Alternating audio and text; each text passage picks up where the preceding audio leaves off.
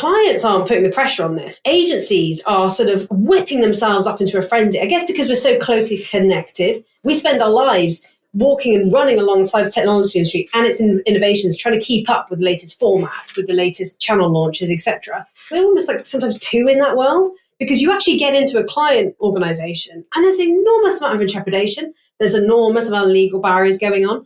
There's lots and lots of big questions being asked. My name's Mike Lander, and you're listening to Higgle, the B2B Sales Club podcast, where we bring you actionable insights about sales RFPs, negotiations, and difficult procurement discussions from sales leaders, brand leaders, and procurement leaders. Please subscribe to get updates when new episodes are released.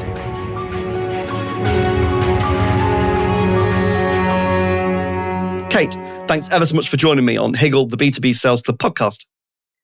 Fantastic to be here. Thank you so much for having me, Mike.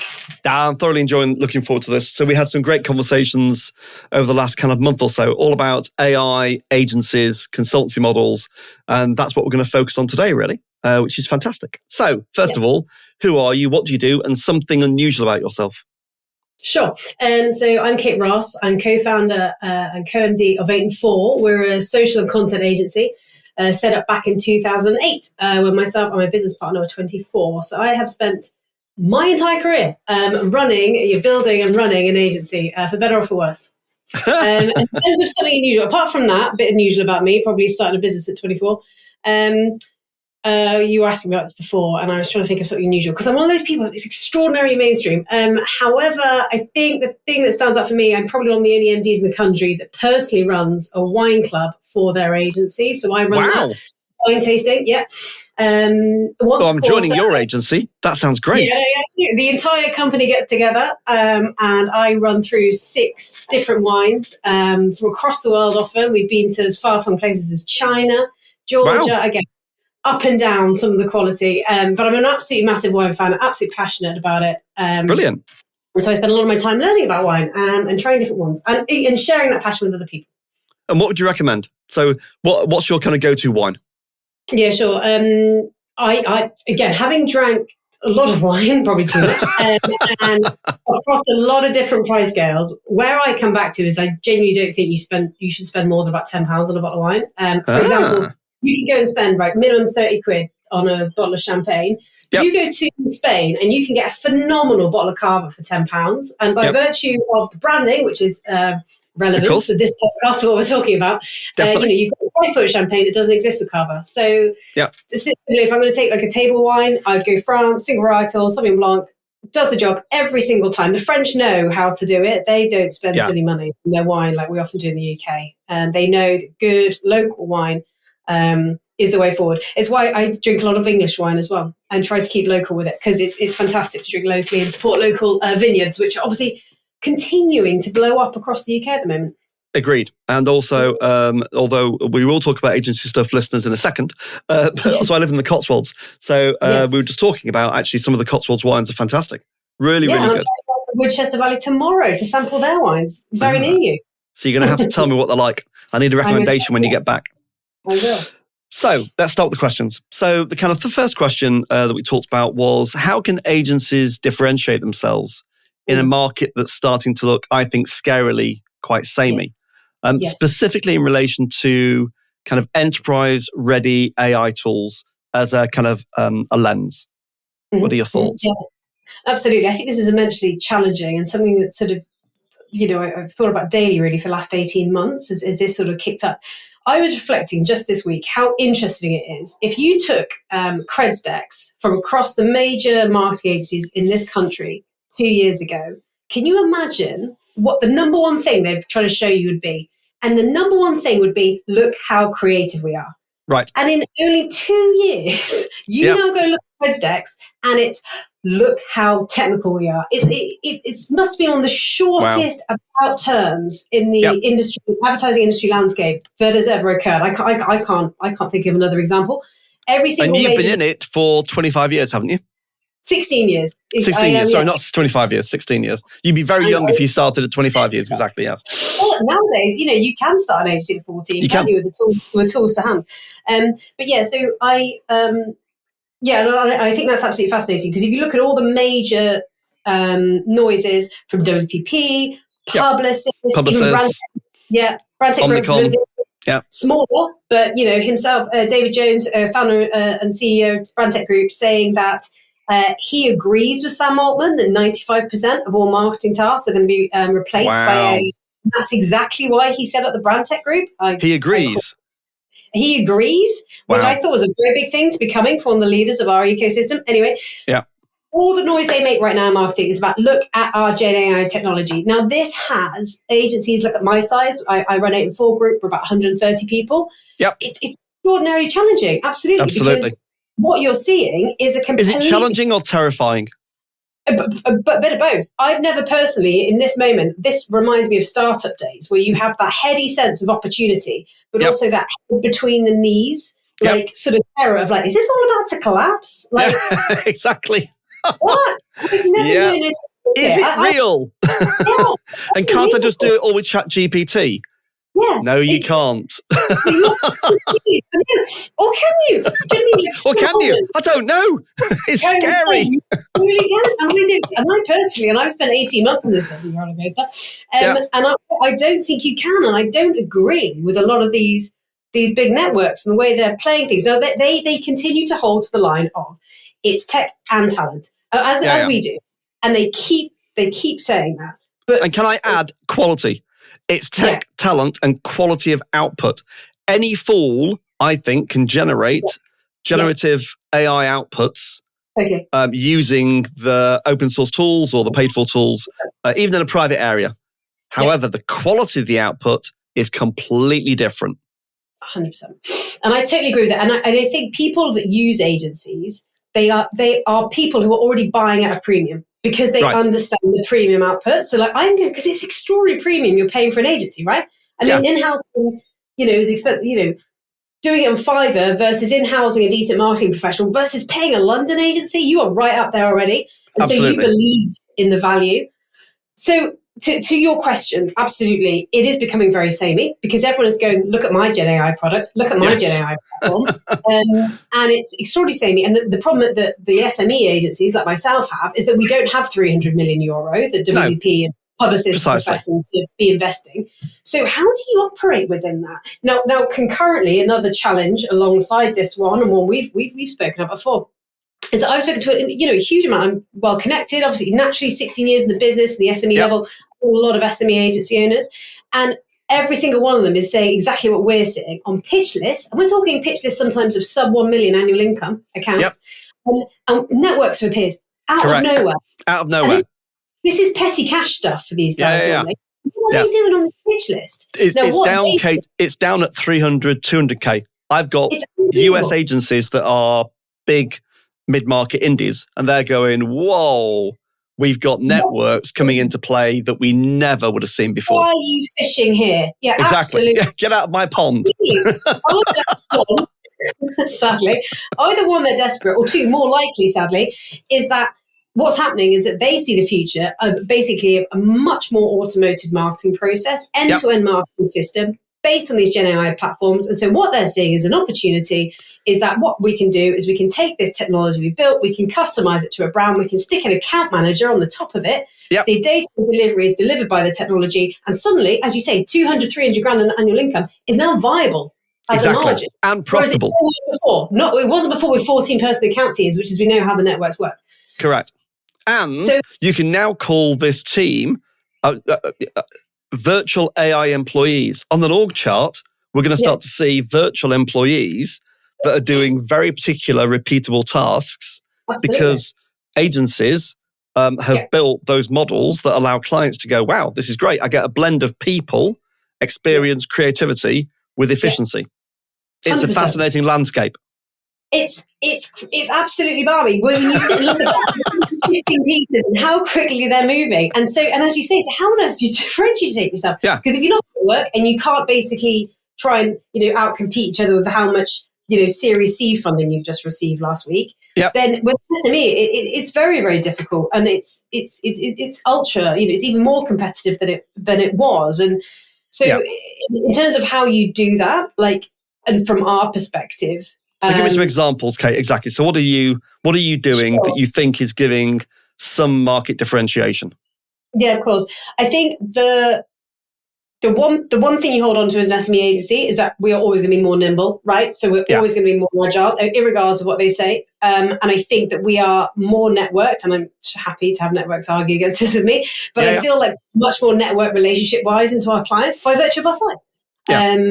They are bigger to us comparatively, Exactly. You can wrap your arms around a client and agency relationship of our size. You can't as much when it's Coke and WPP. They are enormous, behemoths. Do you know what I mean? Trying to sort of execute sort of personal relationships at that sort of level is challenging. So I think we have an ability to very specifically target our client problems and work very, very closely with them to customize specific tools to answer those problems. So customization, I think, is probably our game. WPP and Publicis have 300 million to make a all singing, all dancing platform for everything. I think where an SME comes in is okay, we actually solve less problems than networks do or purport to do, because of course we do, because we're a smaller resource outfit. We can hone in on those very specific problems for our very specific sectors we work in and customize very specifically for that issue, like we've done with platform. And Coach is our image generation tool, and we built that for Hyundai for the problems of content creation within automotive, which is logistically a nightmare. Anyone who's worked in automotive will know, trying to get cars around the world to be photographed in the right place, etc., is difficult. So we built that tool very specifically for that and have had phenomenal results of it. So that is the strategy, I think, and it pushes into consultancy. And that's the quality thing, Kate, I think we talked about, was that the reason that you've been successful doing that, and you show me some of the images, are that the images are stunning. And you've got 3D models of the cars placed in environments you'd expect to see them in, and some you wouldn't expect to see them in. But you can't tell the difference. Is it real or not? Absolutely. It's phenomenally exciting. And that, when you take Gen AI and you really zone in on a very specific use case like that, and it's like, oh my, that's phenomenal. That solved a problem we could not solve 2 years ago. And that's where Gen AI gets really exciting for me, because I think if you think about all singing, all kicking, all dancing platforms, my prediction is if we fast forward 2-3 years, I bet 15%, well, not probably Pareto's law, 20% of that tool will actually be used, and 80% will be sat there not being used. It didn't work, and synthetically, it wasn't pragmatic, to rely upon it. So talk about the consultancy bit, because I think this is fascinating about why you need consultancy and strategic skills combined with these Gen AI tools to get what the client needs. Why do you think why is that a direction to travel, do you think? Because I think in any major sort of disruptive moments, the number one issue that's going on is overwhelm. And what's consultancy? Consultancy is dealing with overwhelm. Consultancy, if there's no overwhelm, there are no management consultancies, right? One reason then that big check, doesn't get paid. So overwhelm is the central factor of Gen AI. I am in this every single day and I feel overwhelmed. I'm sure you as well. We've talked about every single day. I mean, last week with Chat GPT 4.0 and Google I'm like, and then Meta said Llama 3. Oh yeah, that's free now, and it's really good. It's open sourced. Whoa, okay. I know, unbelievable. So I think we're well positioned this because we're a senior sort of team. We've been around long enough, and we're consultative. We understand business problems. We understand that business problems are complex. They're not even building Coach for Hyundai. That tool was complex to build, and we built it. But oh my goodness, pushing that through a stakeholder journey through a massive organization is extraordinarily difficult and needs a lot of handholding to support our inside the organization.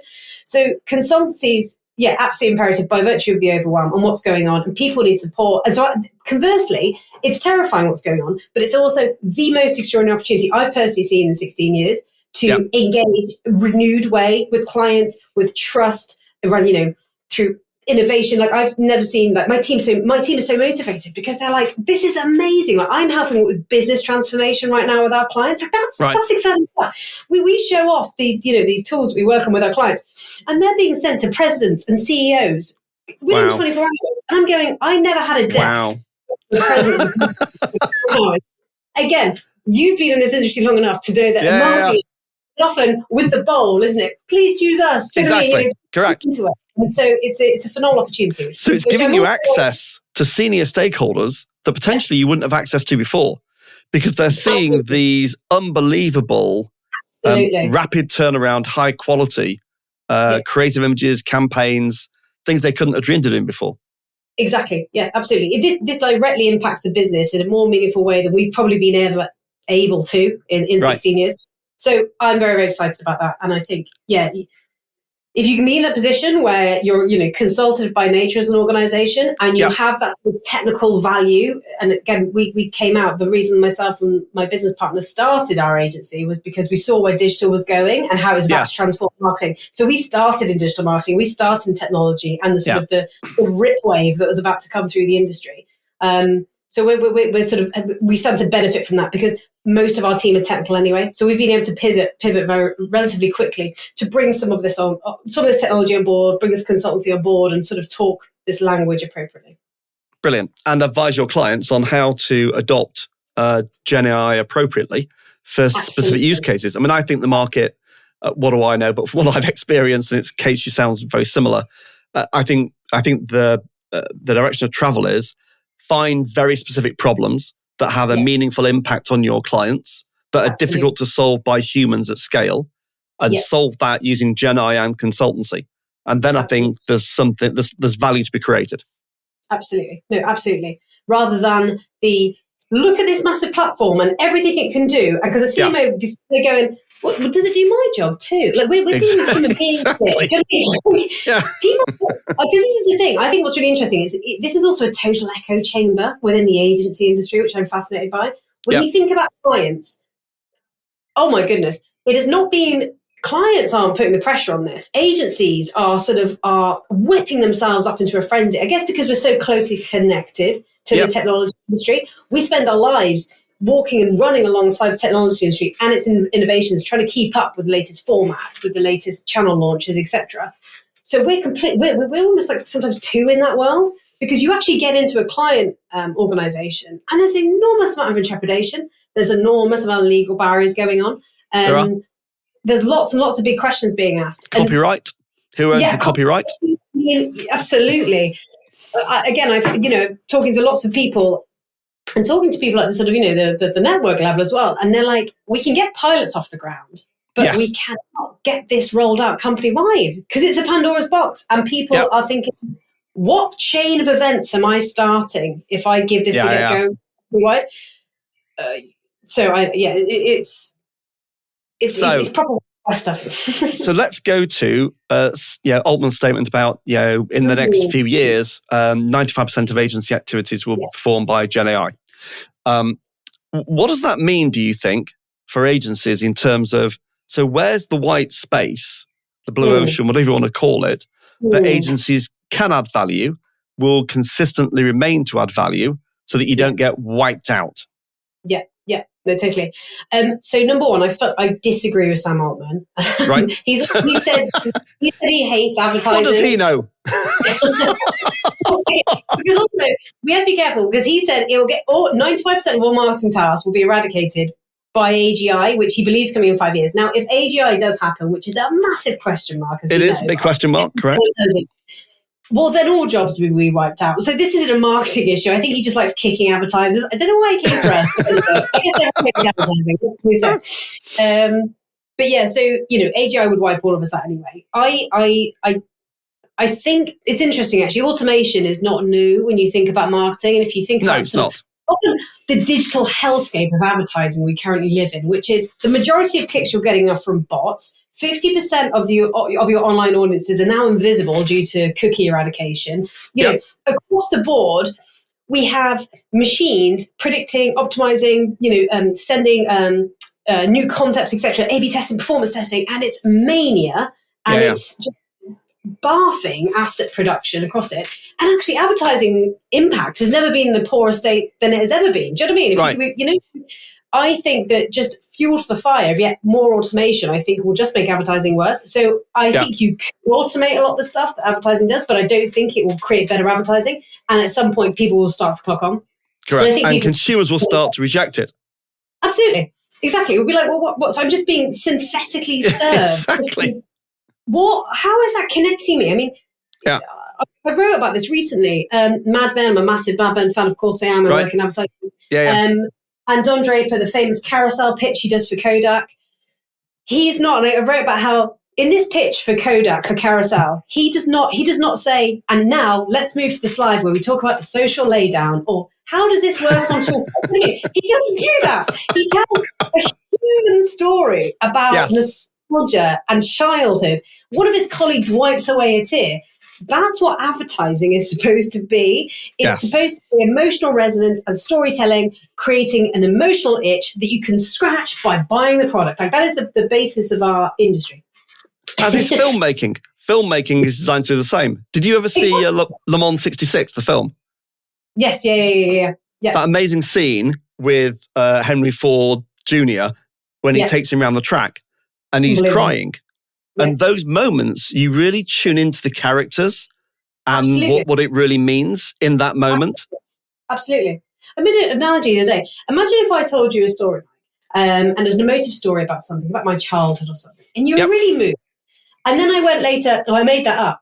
You would be like, that didn't happen. Oh my God. All emotional resonance is now gone. Correct. All the trust is gone. I'd be like, whoa, I can't trust you. If you take human experience out of storytelling, it's completely void. Like, who cares? There's nothing left. So so I disagree with Sam Altman. What I am worried about, though, is that the narrative that Sam Altman propagates, and that all of the major networks have now fallen in line with, which is, yes, we are about to automate this entire thing, and they're now playing survivor against each other. My nervousness is that people will believe this or will stop spending, because when you're not sure, you do nothing, right? And they'll just watch. And in that 12 to 18, 24 month period when that happens, an enormous part of the agency ecosystem will go to the wall. And so that's my nervousness, is that this... Very well made, Kate. Really well made. Diabolical for the agency ecosystem, for the jobs that it creates, for Britain as a, do you know what I mean? As a creative industry and one to be proud of. There's multiple problems with that. So that's what I'm nervous about. No, I think that's a brilliant point, actually, and I've got very similar fears. If you look at I did some very simple research earlier on last week before, about if you look at some data points. So all the independent agencies I speak to are really struggling. They're either flat, some of them are massively down, very, very few are growing. And then you go, okay, so advertising spend must be down. No, it's not true. It's up about 8%. And we know advertising spend drags through the other marketing service spend as well. So the market's up, but indies are down. The network agencies, their revenue growth between 1% and 6% year on year. So you start going, right, and then of course Gen AI with the ability to use that in the creative industry. And you start seeing a picture of, I think, the network agencies going, we can now move down market. We can move into territories we could never move into before. They could, I don't know, be buying market share, ready for when the market comes back. Independents are wiped out and they pick up more than 6% growth. They pick up 10, 20% growth. That wouldn't surprise me. No, absolutely. And you then have a much less diverse and varied ecosystem, and you've got a monopoly effect, and everyone suffers. Apart from the shareholders of the networks. It's really frustrating. It is. So I think we have to watch this space and see where that goes. So we're at 24 minutes. So why don't we close on... Brilliant. I love this conversation. We should do a mini conference, seminar, something, I think, in person, because there's a few other agency leaders that I think are also fascinated by this topic. Just overall, in summary, we'll forget the other two questions. This was far more interesting. Overall, what are your if you were an agency leader that was 30 people, not 130 people, and you were getting asked by clients, what are you doing with Gen AI? How are you building safeguards? Should we be using it? Shouldn't we be using it? Please advise me. What would you be saying to those agency leaders? Your top 2 or 3 things to start to really think through. Sure. Well, number one, you should always, goes without saying, sell authentically. So I think you need to look at yourself and look at the organization and reflect on, are we in a position where we can consult effectively on this issue? Now, it is a live and real issue, irregardless of where it's going for clients. And If you cannot currently service that, you need to move as rapidly as possible to work out how you do. That's agency life, that's survival. You have to adapt. And that's because, Kate, just so I'm clear, that number one issue, that's because it's not going to go away. No, absolutely not. There's too much investment going in across the industry. It's not going away. This is trillions of dollars. Trillions and unthinking. Isn't it crazy? Like OpenAI, ChatGPT 4.0, they just gave obviously it all away for free to That's right. pay. And this goes back into that whole ecosystem thing. Have you heard of Idea8? It's brilliant. It's this Reddit data sort of extractor. It goes into Reddit and it pulls out loads of fascinating insights. Great little tool. Fantastic team that have built that. Now, ChatGPT 4.0 have just signed a publishing deal with Reddit. They have. And have then given it for free. Yep. Now, so they've wiped out that business. Wiped out. Gone. And they can give it away for free because money is just being pumped into them without recourse, without questions. Yep. And it's like Deliveroo, same thing, isn't it? Just pumped in money. Deliveroo, I mean, continuously, as from what I understand, can't make a profit, but because it's just held up by VC money. Yep. And then you eradicate all these takeaway businesses. And then by the time Deliveroo collapses, because actually you can't pay £1 to get a meal delivered to your door. You can't, can you? Correct. Economically viable unless we're living in a serfdom. Then exactly. And these are the continuing issues with the VC money and how it splashes around and the context it makes. So it is not going anywhere for that reason. So you've got to get your head around it. Number one. You do. You have to navigate it, and you have to help your clients navigate it. Yeah. And what else would you say? So one, they've got to get their head around it. And then when you've got your head around it, then what? For that point is also because I think a lot of what I come across is a lot of people just feel really overwhelmed. So a lot of agency owners they're like, I can't keep up. And I'm like, really, you need to just open your eyes because there's actually not a lot going. There's lots going on, but a lot of it is being repeated and a lot of it is hype. And you need to, if you go and read for long enough, it will start to come down in front of your eyes and you'll start to say, I can actually see the clear themes here that are important and that a lot of it is just bluster. So I think get past that overwhelm stage and you'll get to a better place. It's not as bad once you've sort of like stared in the eyes for a bit longer. Do you know what I mean? And you've gone out there. And all this information is everywhere. It's on LinkedIn, it's on X. This is all present and correct. So if you're not choosing to interface with, there are no excuses, I'd say. And then with the overwhelm of training, bringing your team with you is absolutely critical. You can't stand up and advocate for AI and not remember that maybe you once felt overwhelmed, just as I did. And you have to remember that as you're talking to your team. They feel overwhelmed. Now, when people feel overwhelmed, they go defensive. They shrink into themselves. Fear is the most unproductive state we have as a human being. So you have to work out a way to positively take your team with you. And that's critical. I did see the reports this week. Bring your own AI, a new bloody term from the management consultants. But apparently 60% of people are bringing their own AI to work. Oh my God. Not being stated, it's not being corporate. The lack of AI strategy in the organisation. Wow. How scary is that? Not talking to their leadership about what tools they're using. I mean, the legal team are worried about what the agencies are doing. I'm like, legal team, have you even looked about what your team are doing and where they're putting your company information? So that really clear, transparent sort of like narrative and culture across the organisation is imperative. And another thing that I learned early on was really encourage debate. Yes. People it's not all positive.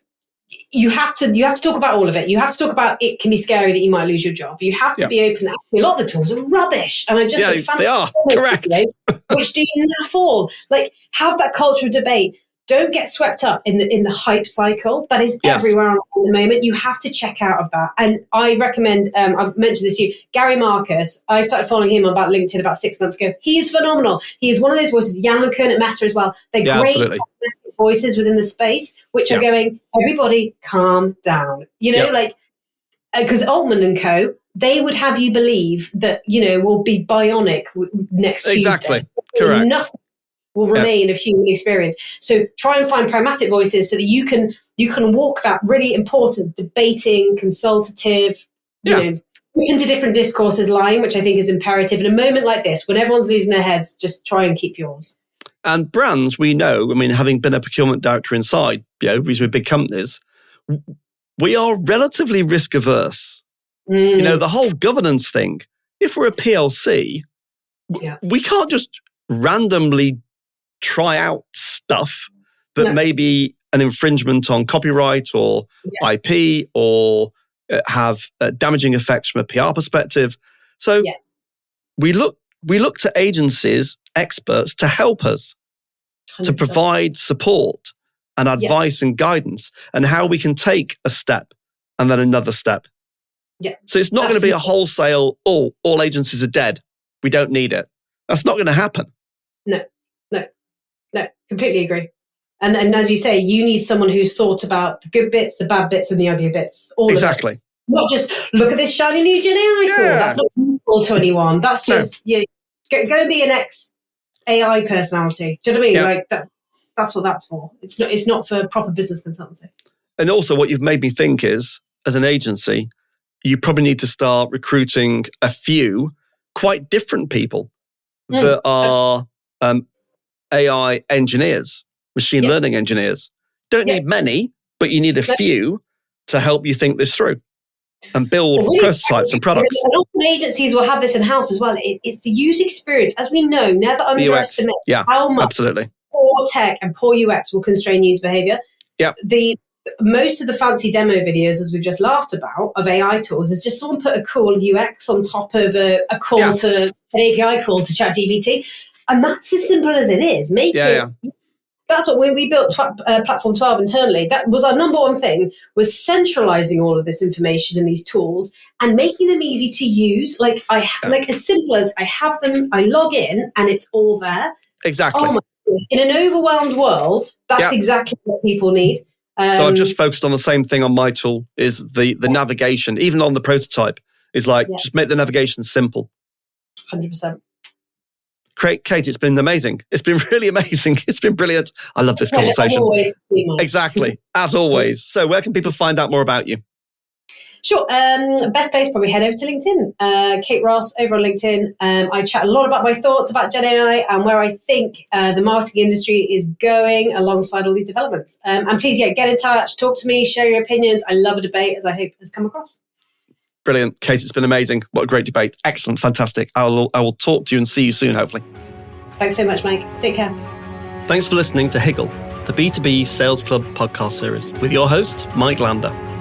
Please subscribe so that you'll catch all the next episodes.